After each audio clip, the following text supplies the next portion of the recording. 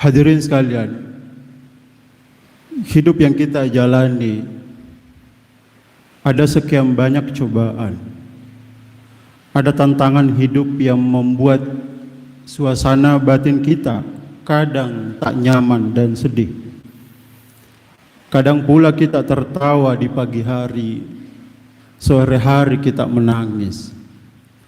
Kadang pula di sore hari kita menangis, tapi di malam harinya kita tertawa dan tersenyum kembali.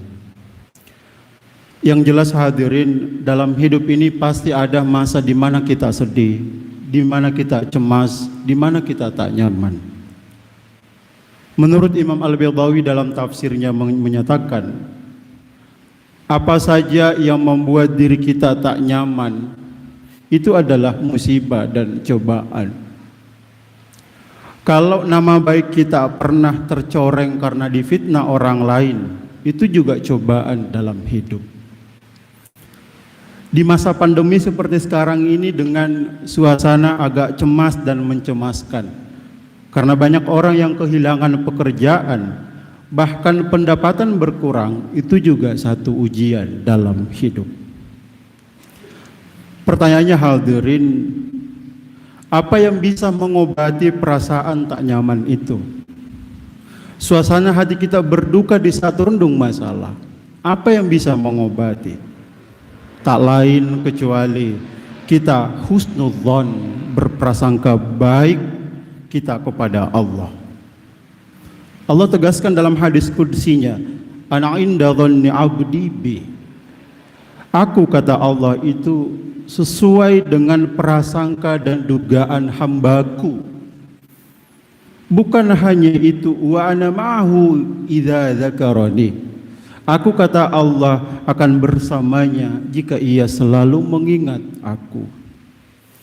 Itu berarti hadirin sekian, maka berprasangka baik kepada Allah adalah cara mendahulukan kehendak dan kemauan Allah dibandingkan kemauan kita sebagai manusia.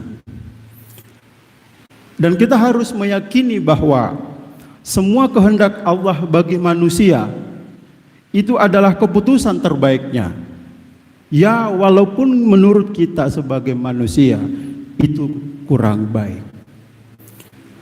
Tapi hadirin, dengan berupaya kita berprasangka baik kepada Allah bahwa la yukallifullahu nafsan, enggak mungkin Allah menguji dan memberi cobaan kalau tidak illa wus'aha, kecuali kita mampu bisa menghadapi dengan sebaik-baiknya.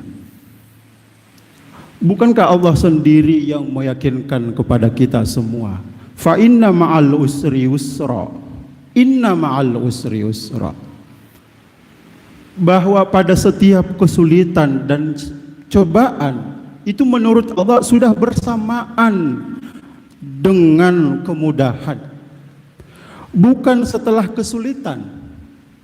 Itu berarti hadirin, setiap cobaan hidup itu sudah bersamaan dengan kemudahan dan kelapangan yang diberikan oleh Allah.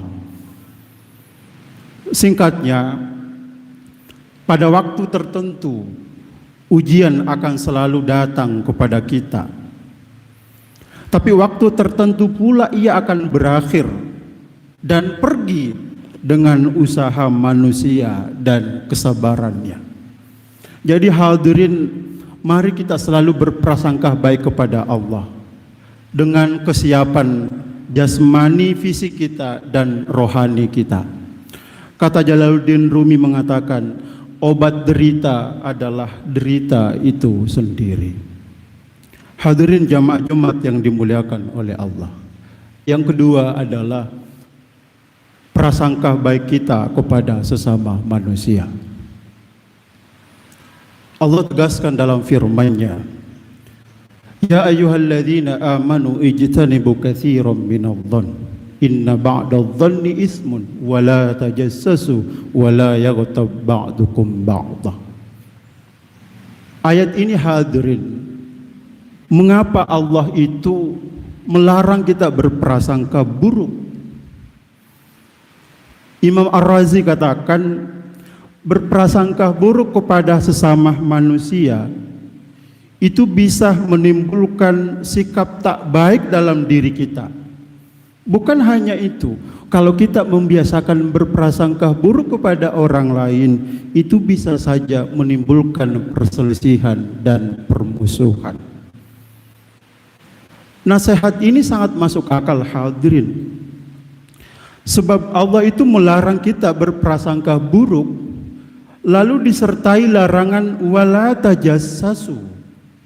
Jangan suka atau sibuk mencari-cari kesalahan orang lain. Hadirin sekalian, mengapa Allah mulai larangannya untuk jangan berprasangka buruk kepada orang lain? Lalu kemudian Allah melarang jangan mencari-cari kesalahan seseorang. Kenapa ini dipesankan oleh Allah? Ini bisa jadi Al-Quran mengajak kita hadirin merenung dan berpikir tentang akhlak, bahwa prasangka buruk itu bisa saja membuat seseorang untuk mencari kesalahan atau kekurangan orang lain.